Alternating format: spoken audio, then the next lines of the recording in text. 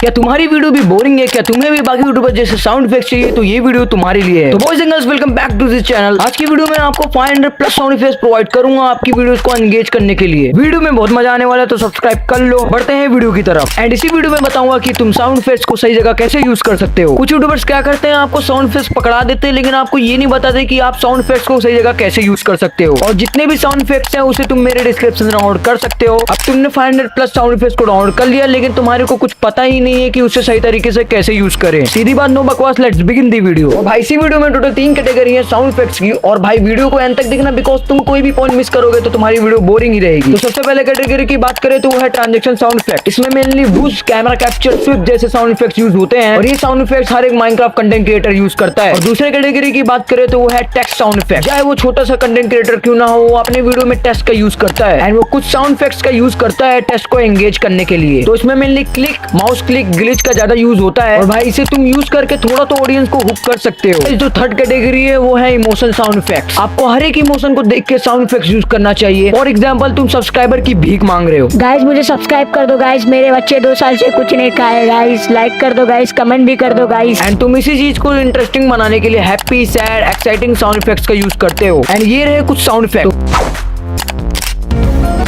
Guys I hope सब आपको समझ में आ गया हो। अगर भाई आपको मेरी वीडियो से थोड़ी भी नॉलेज मिली हो तो भाई सब्सक्राइब कर देना। तो गाइस आज की वीडियो में इतना ही, मिलते हैं किसी और नई वीडियो में। Peace out, bye bye.